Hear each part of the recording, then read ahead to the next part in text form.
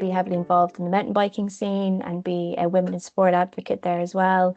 And I began racing cars in 2018, and during the global pandemic, built the Mini that you see on the screen there. My dad and I bought it for €400 out of a scrapyard and built it ourselves into a race car that I compete in now. So I've always kind of had an interest in outdoors things and adrenaline kind of things, and I've always kind of liked a bit of a challenge. So when I left school, I got a place on the Geomatics Bachelor of Science course in DIT at the time. And to be honest, I knew that I had always had an interest in geography and maps, as I said, but I definitely was like very surprised when I first got into the course as to how much was available, like the modules covered so much. And being completely honest, I definitely struggled to find my feet for the first like year or two because maths wasn't particularly my strong point, which is ironic where I've ended up. But I just needed to figure out my own way of learning. And I think the lecturers and the variety of modules in the course definitely kind of provided that for me. And then by the time it got to like third year, I think I really kind of figured out like what was my strong points, what were my weaknesses, and kind of how I could combat the weaknesses. And when I graduated, I was believing at the time that I would go down the path of GIS, as that was what was my strongest kind of what I wanted to do at the time. So the first job that I got was as a GIS assistant in Icon Group, which were subcontracted out as part of the Department of Agriculture. So I think a lot of people kind of did that around that era, around that time, and it was a really, really good introduction into like using your GIS skills. And I did really enjoy it. But I was kind of looking, it was a contract job, so I was looking for something else at the time. And thankfully in 2017, I got my first job introduction into ESB. And I was in ESB Networks, and it was in a division called Central Networks Mapping, which is essentially like the department that manages the internal GIS system in ESB. So it's basically where all the assets are registered, and it's kind of linked to the live operation maintenance system. So like when there's storms or anything like that, it would be where like all the information that's stored in the GIS supports that, so that they know where faults are and what maps need to be produced in order to go out to certain areas during storms and things like that as well. And they also covered the Dial Before You Dig service, which is an extremely important safety service that's run by all utility services, but obviously naturally ESB running electricity, very important. So that would be before anyone would dig anywhere, any contractors or anything like that, they would have to get legally obliged to get an in-date Dial Before You Dig map. So that's kind of what was done there as well. And to be fair, it was a really good introduction into ESB. I worked there for nearly 3 years. And I learned a lot about basically like how things are run, about the assets like that ESB are managing. And I got a lot of different like training opportunities. And obviously climbing a pole wasn't particularly one of them that I had to do, but the opportunity was there. And as the adrenaline junkie I am, I guess I was the first one to put my hand up for it.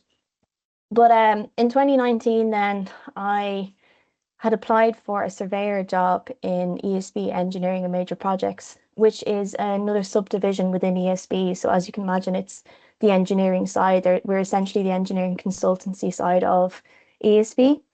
And it's in a division for high voltage cables. So that's everything from 38 kV up to 400 kV, which is the highest that we operate within Ireland. And I worked as the route surveyor for 2 years, and then in 2021 got promoted to a high voltage cables route designer, which is very similar to the surveyor role. And I'll talk through these in another slide, but more responsibilities basically. And then within that period of time, there was kind of a gap in where we were struggling to get engineers in, and I saw an opportunity to kind of take on responsibilities that were kind of based more towards the engineers and learn more there. And that meant that last year then I managed to get another promotion as a senior professional, which is also a lead engineer position for managing projects. So it's coordinating the design team. And ESB also thankfully supported me in doing a diploma in engineering, leadership and management then as well. So I was still kind of dipping my toe in a bit of surveying, but I was also getting to kind of do a lot of this really cool engineering design work that I'd always kind of wanted to get stuck into. So a little bit about ESB. ESB is Ireland's leading engineering company, established in 1927. So they operate across the entire electricity market. And as I said, ESB is kind of split into different divisions and sections in the company. So ESB Networks, where I had initially worked, is like all the yellow vans kind of side of things. They directly manage and maintain the network. Engineering and major projects ourselves. ESBI, which is the international section, generation and trading, and then obviously Electric Ireland, which deals with the consumers. So there's approximately, it's probably over this now at the end of 2025, there's about 10,000 employees. So we're responsible for the national electricity network. And a fun fact as well is that Ireland's network is 6 times more overhead lines than underground cables due to the rural geography of the country. And they're working towards the Net Zero 2040 initiative as well. So just a few little interesting bits and pieces about the transmission distribution network that ESB manage. So there's 17,500 kilometers of transmission overhead lines and underground cables. Over 150,000 kilometers of the distribution network, which would be your medium and low voltage, which has been transposed down from high voltage. And there's 37,000 on average new connections annually. So that'd be homes and businesses and everything. So as you can imagine, there's just a growing demand on the grid and how that's built. And then smart metering program, which I'm sure you're all aware. So there's 1.9 million smart meters installed as part of the national rollout in the country. So how's my geospatial experience using ESB? So as I mentioned, I work in high voltage cables, and just to possibly over explain it, but cables are underground and lines are overhead. So they're actually two different departments within ESB. And so transmission and distribution cables run from the power generation stations to substations, where they then transform the voltages down and then get distributed across the country. So it goes from high voltage down to medium voltage down to low voltage. And we're the designers in the high voltage side of things in underground cables. So typically within our team, like the whole everything that's involved within designing a cable route.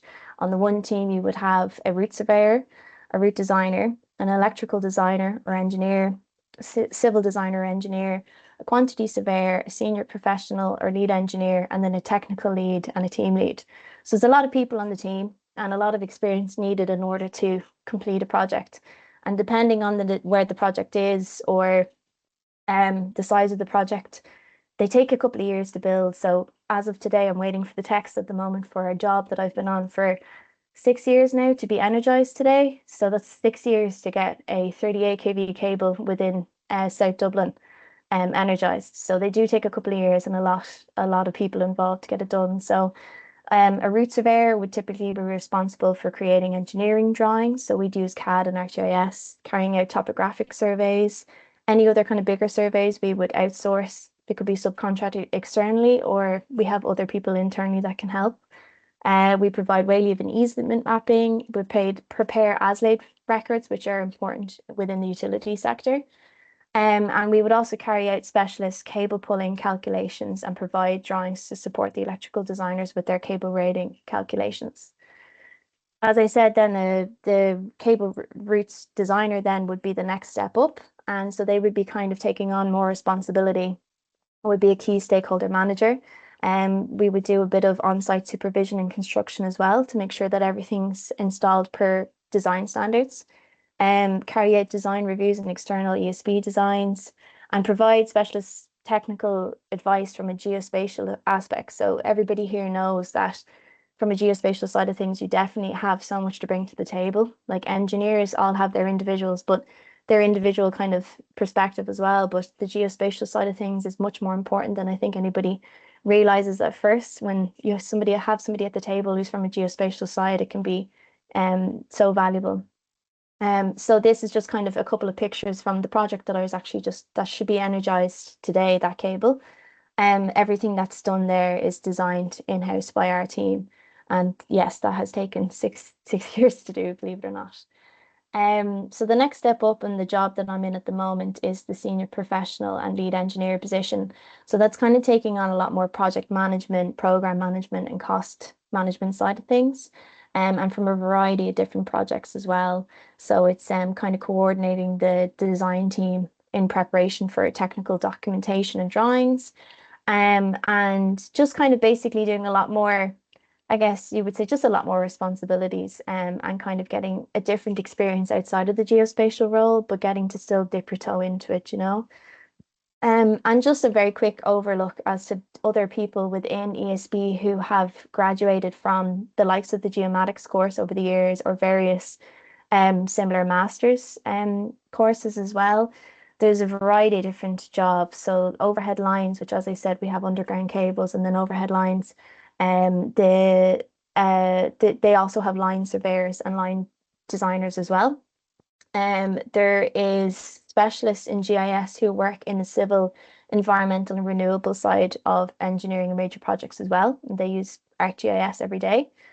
We also have a geospatial surveying expert who's in the same department. And so like there's two people, I think, in that department, and they particularly do a lot of the laser scanning and drone operations. So they do a variety of different things. Like that picture there at the bottom is one of our projects in Dublin at the moment. And the laser scanner was getting obviously a 3D scan of the substation. And to the left is just kind of the output. We just needed a 2D output so that we could design the cable route into the building. And the only way we could do that, because it's a live substation, is by like a non-intrusive method, which was laser scanning. So we would talk to that department and they would support us with that. But they do loads of different things, especially with the drone. They get to do really cool stuff like erosion repair works along hydropower stations and all sorts of cool things. We also have GIS specialists working in the property strategy and development side of ESB. We've loads of CAD technicians, particularly in substations as well. GIS, which is gas insulated substations, and AISs, which is air insulated substations. All of them require CAD technicians and people with geospatial background as well. And we have one particular guy who is like a 3D modeling and BIM specialist as well. So he would kind of work, we would go to him about specific special things as well. So it's good to see that there is like a variety of where you can go with the geospatial career within ESB. They're not probably as common as, say, engineer positions, but when they come up, they're definitely worth going for. And I would definitely recommend, like, ESB has been a great place to work. And as I've outlined here, there's been plenty of opportunities, thankfully, that I have had in the time that I've been in. So it just kind of goes to show, like, if you had told me when I graduated that I'd be working in high voltage cables, I would have laughed, to be honest, because I never would have thought. But it's something I really love. So it just shows you kind of where it can go, you know.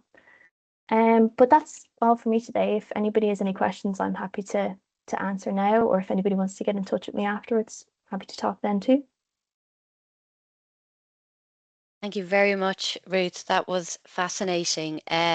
We take electricity for granted, but there's so much that goes on in the background to keep the lights on. I'll just have a look in the chat. Sita said, very insightful presentation. Thank you. I was curious if the ESB used satellite images. Within engineering and major projects, we don't typically, but there has been times where we would use raster imagery for kind of different site selection. So site acquisition is actually a growing department in ESB at the moment.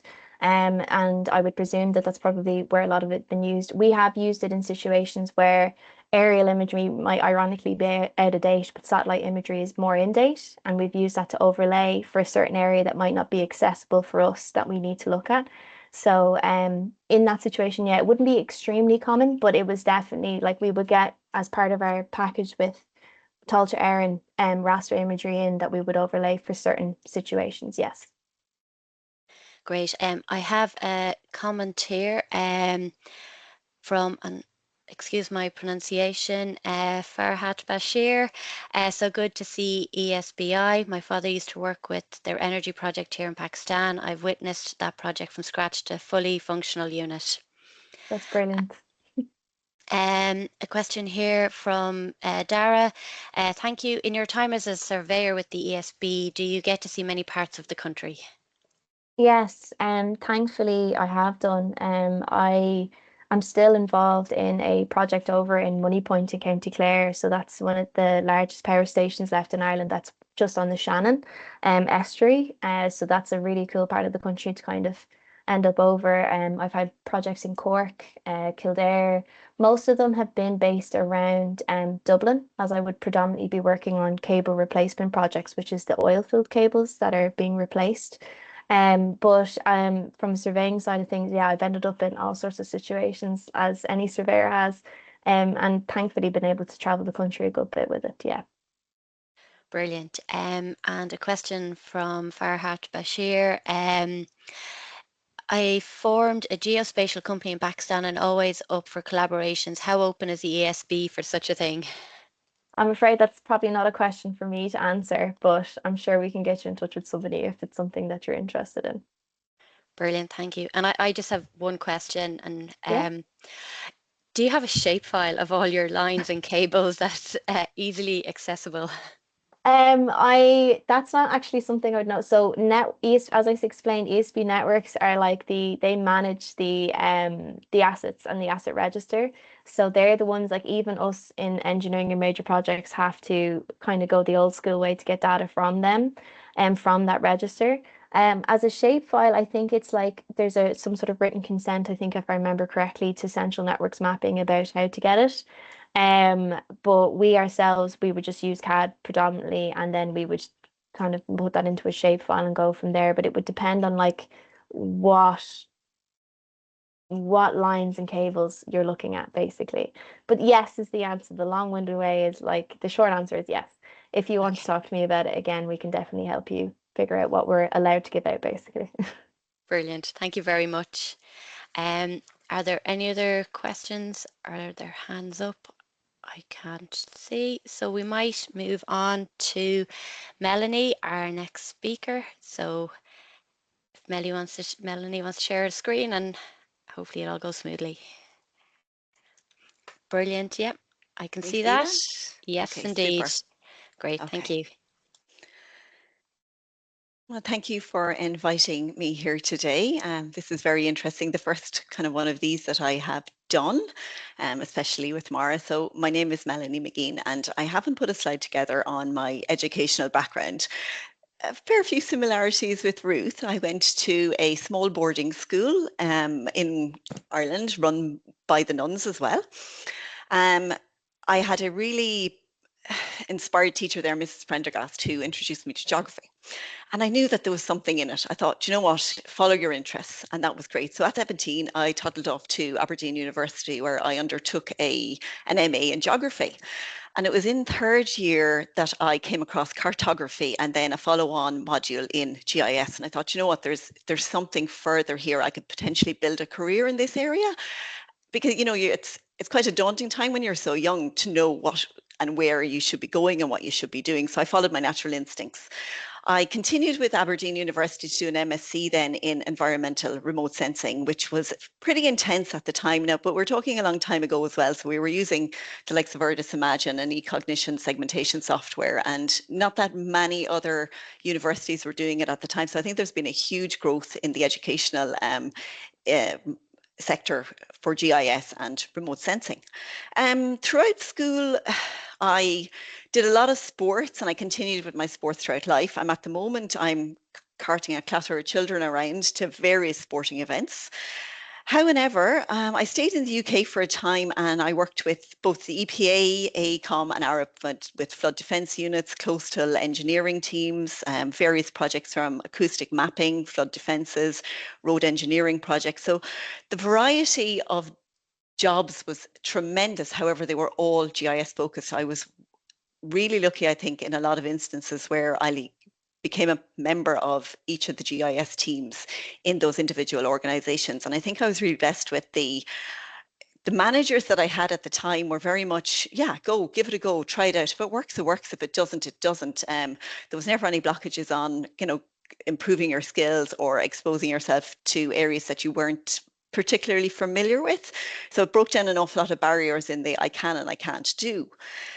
When I moved back to Ireland, then I became a contractor with Compass Informatics, and I was with them for the last 12 and a half years down at the EPA in Johnstown, which luckily for me was a 17-minute drive from home. I then saw the job come up in Mara, and I just thought, you know what, I'll submit an application and see how I get on. I was offered the role and I gratefully accepted it. Now, it was a step up at the time, which was just over a year ago for me, and I'm currently and probably will grow into the role over the next number of years. MARA in itself are a new organisation, and they were established on the 17th of July 2023. So they're just over the 2-year mark. They started with an establishment unit, and a number of those secondees have now gone back to kind of parent departments. So as of the 1st of November, MARA had 62 staff in its own right. They're an independent organisation and it performs their functions. It has a CEO and a board. The CEO, the chief executive is Laura Bryan, and she's responsible for the day-to-day running of MARA, and the board is the governing body, but has no role in the respect of consenting decisions or enforcement cases. There are 5 directorships within MARA: authorisation, assessment, research and data, governance, legal and compliance, enforcement and revenue. I sit in with the assessment, research and data team, but primarily I serve the GIS needs for the whole of MARA. The key functions of MARA as it stands are determining maritime area consents, determining maritime usage licenses. We have a compliance and enforcement section of the MACs, the licenses and offshore development consents. We're a prescribed body for the maritime planning, development and policy. We carry out investigations and prosecutions and administration of the foreshore consents. And ultimately, MARA are fostering and promoting cooperation between regulators of the marine area. So I just want to come back to MAC and MUL just to help anybody who may be online that kind of would like to know essentially the differences at a very brief high level. So a MAC is a right to occupy. It's a gateway to planning to apply for development permissions. The applicant would undergo fit and proper assessment. There is no environmental decision capability within a MAC, and there is a levy framework that the applicant would have to pay should they proceed to consent. Types of activities requiring a MAC would be ORE wind farms, ORE supporting infrastructure, port, non-ORE, cables, renewable energy, state infrastructure, storage of, say, gas and fuel, utilities, tourism and recreation, coastal and flood protection and flood relief schemes. Types of activity requiring a MUL then would be the likes of dredging, LiDAR surveying, scientific surveys and use of monitoring equipment. The difference with the MUL is they have to have regard to the Marine Strategy Framework Directive, the Water Framework Directive Assessment, the Environmental Impact Assessment Directive, the Birds Directive, Habitats Directive, and other key national and regional plans. So it's quite involved, and it has it takes a considerable amount of time from the time an applicant would submit to the time that it is processed to the time that it might be determined. So this slide here is just to give an idea of the vast area that MARA are required to operate in a regulatory way. So under the Maritime Area Planning Act 2021, under Section 3 of this Act, it extends from the high water mark of ordinary or medium tides to the outer limit of the agreed continental shelf, which is this red line out here. The territorial seas of the state, the exclusive economic zone, and the agreed continental shelf. For anybody who may be online from a coastal planning authority, then the coastal planning authorities also have a role to play here, and there's a data set displayed here with multicolours. This data set was delivered by DCEE in collaboration with ESRI and the coastal planning authorities, and it has agreed boundaries between the coastal planning authorities for their areas of remit. So the coastal planning authorities, any planning application under the Planning Act, they have a role. Planning and enforcement functions, they have a role, and plan making functions with ministerial approval. So that's where they come into play. And again, it all comes into and through MARA at the same time. This data set in particular can be requested from the Marine Spatial Planning Unit of DCEE, the Marine Institute, or from MARA ourselves. And again, it's a very useful one to just define boundaries. So MARA challenges and adapting, and this is from my own perspective entirely. So there's new legislation. The MAP Act was brought into play in 2021. So we are busy. A considerable amount of time is spent interpreting the Act, and we spend a lot of time with our with the business units and with the legal team trying to interpretate the MAPA and how we actually can make that work in action. The Foreshore Act of 1933 to 2021 is still there essentially in the background, and MARA are responsible for managing the foreshore estate to ensure that the conditions of the lease and licenses are adhered to, and for collecting the levies associated with each. Another challenging area would be the high water mark. So this is the line of ordinary or medium tides, which the high water mark, as defined by the Chief Boundary Surveyor. This is normally the high water mark as shown on the OSI historic 1888 to 1913 25-inch mapping with modern updates defined by the Chief Boundary Surveyor. There is a digital representation available from the Chief Boundary Surveyor, and you can find it on data.gov.ie, or any of the major agencies and organisations can provide it also, or directly from Tuath Éireann. This has been a challenge to MARA because this is the line in the sand that MARA have to work to. It can be frustrating, and I'll give you an example is where we can clearly see and understand that the water is actually dry. So it might be essentially now man-made land. Since 1888, things have changed. However, MARA are not in a position to alter the high water mark. This is achieved solely through Tuath Éireann's Chief Boundary Surveyor's Office using the mechanism of maritime boundary orders.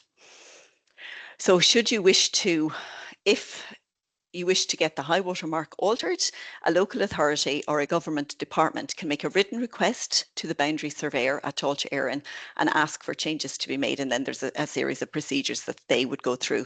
MARA do not have the ability or the remit to change that high water mark, so it is essentially what it is. Another challenge, we're a new organisation. There's new teams, new dynamics associated with establishing. Everyone must find their feet. We are a collective of people and experience from across a vast number of disciplines and backgrounds, with managers, scientists, engineers, IT specialists, accountants, analysts, lawyers. We're all in here together, the 62 of us. We are trying to build relationships with different departments and agencies through the marine sector. Some of our MARA colleagues may already know each other and have an understanding of who does what and where and what's going on. Others are entirely new to the sector, and time is needed to build this knowledge. MARA essentially undertook the ARD team that I work in, undertook a planning roadshow earlier in the year. We went out to the coastal planning authorities and a few organisations to come and meet with us and to talk about our role and our function and their obligations as well under the new planning acts.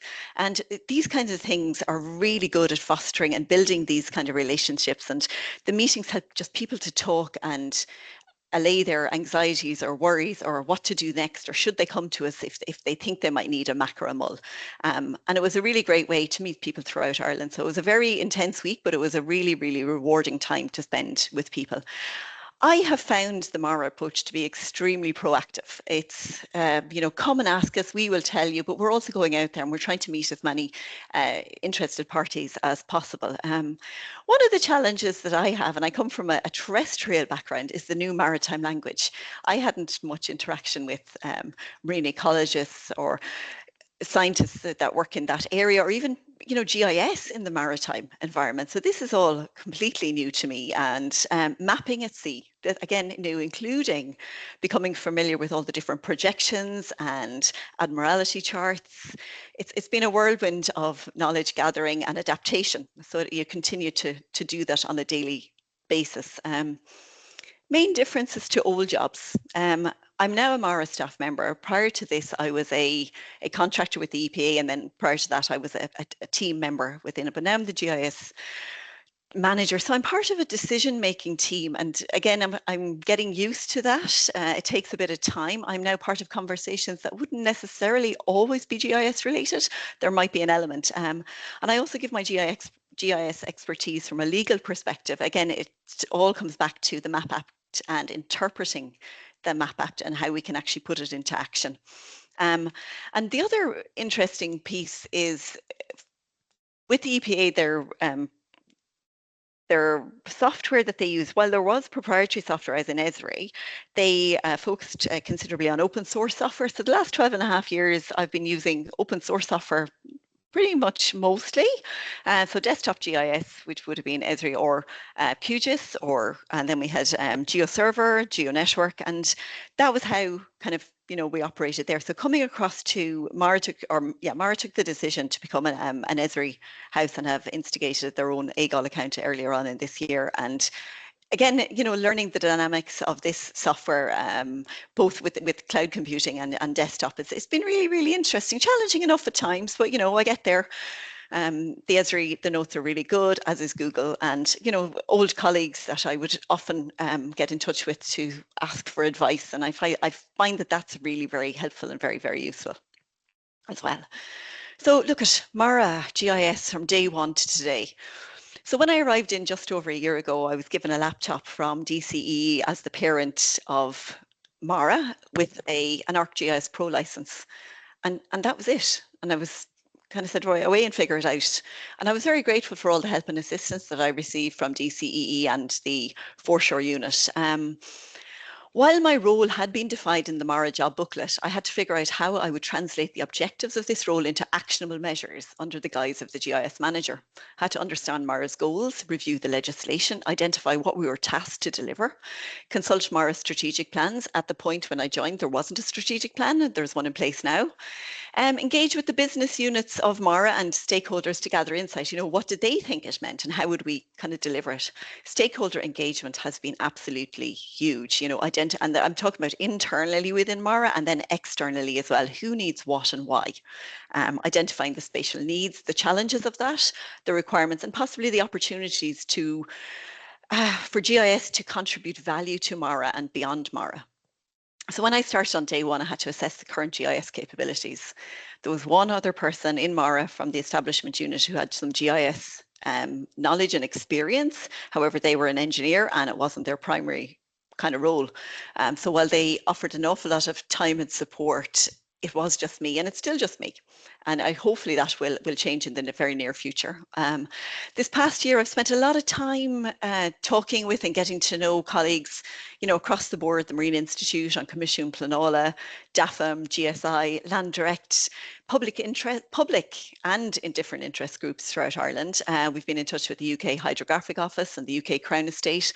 All of these things are terribly insightful and really do help with trying to understand where we sit in the marine environment and space.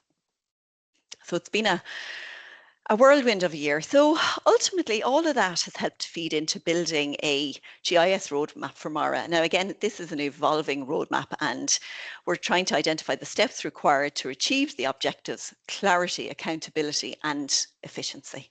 And yeah, it's going well, I think, so far. I'm a positive outlook. So Mara GIS, what may be next? So there's a couple of focus areas for 2026 which we've identified. Marine data and the planning register. But I'm going to start back with the foreshore estate. We inherited the foreshore estate from DCEE.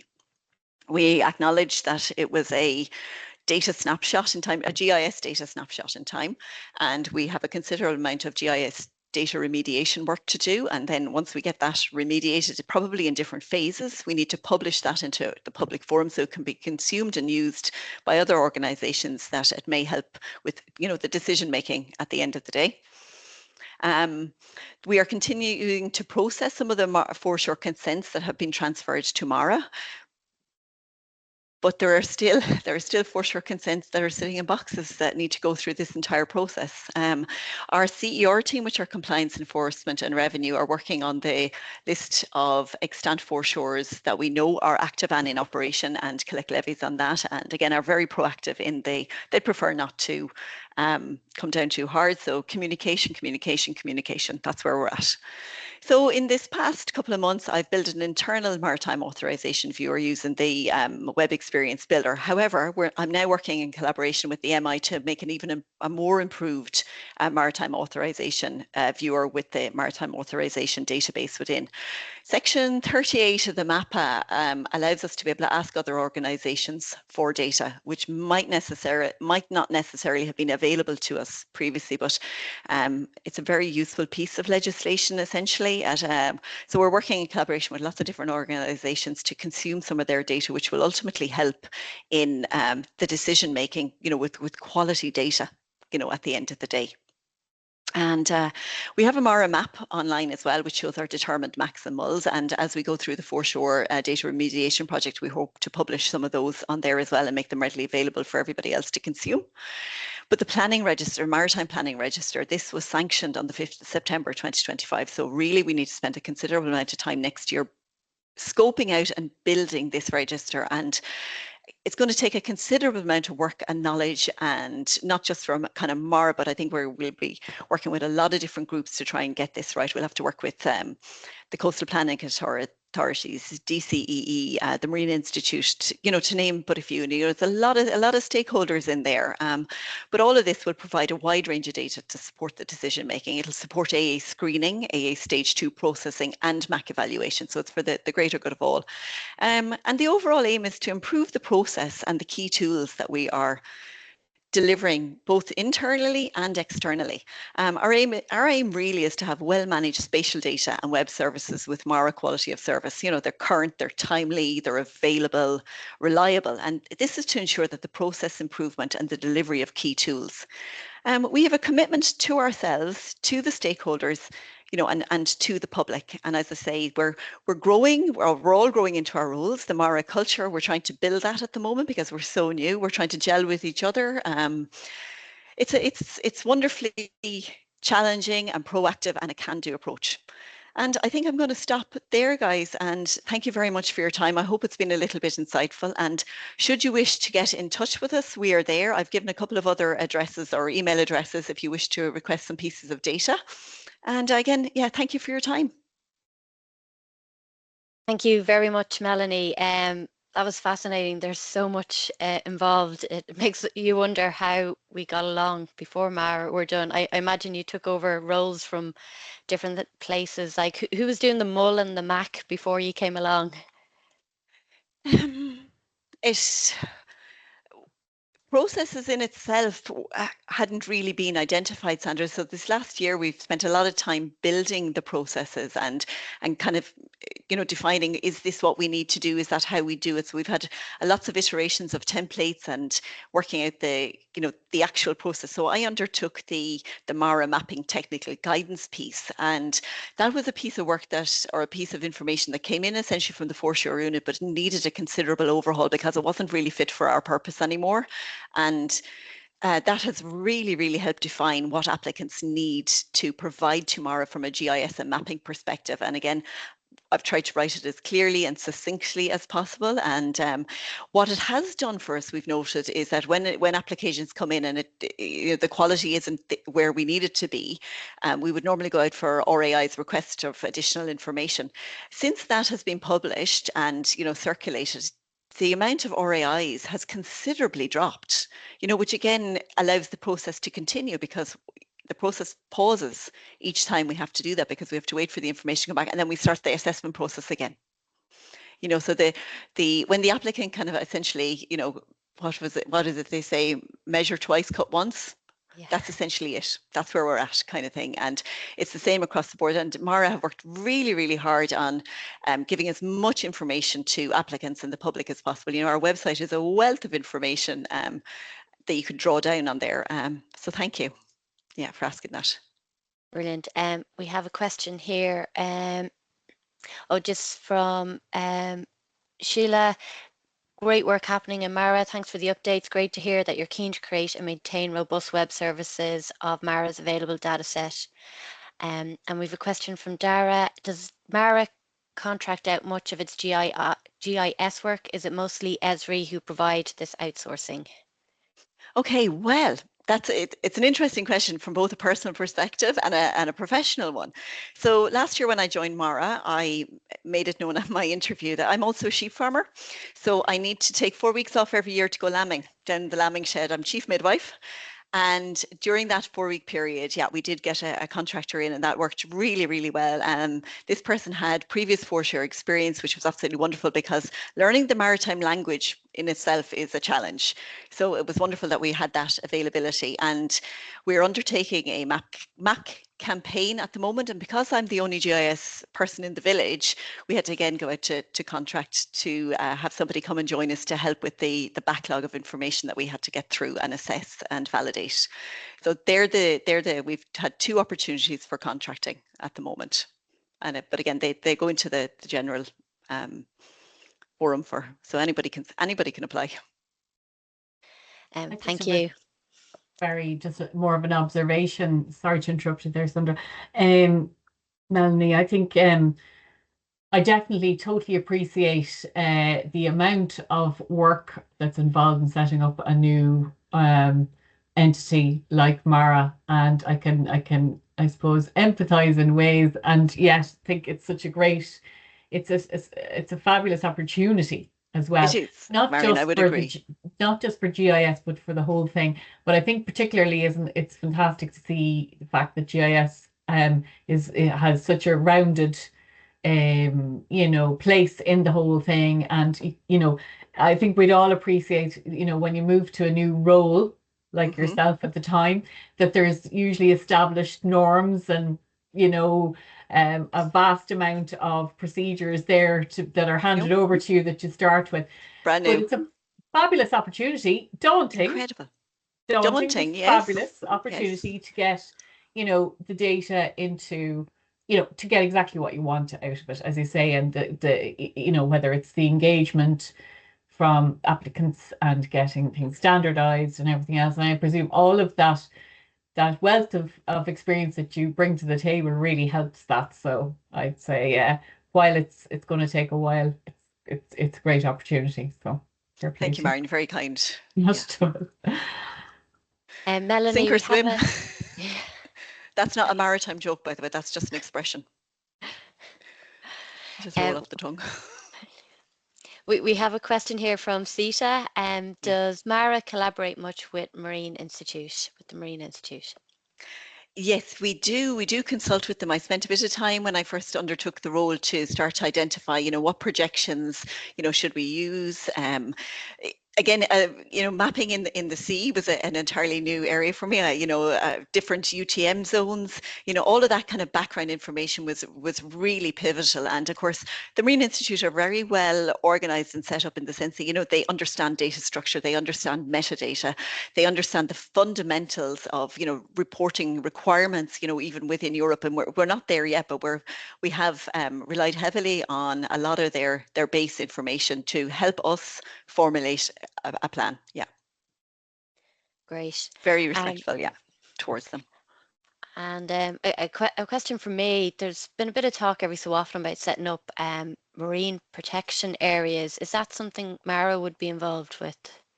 Well, in a way, we'll probably be asked for insight into those, but essentially it's DCE's EE's Marine Spatial Planning Unit, and they would probably guide that. So that's there with that unit essentially. So it's not wholeheartedly Mara. We might be asked for our opinions and thoughts on it, but it's not our piece of work.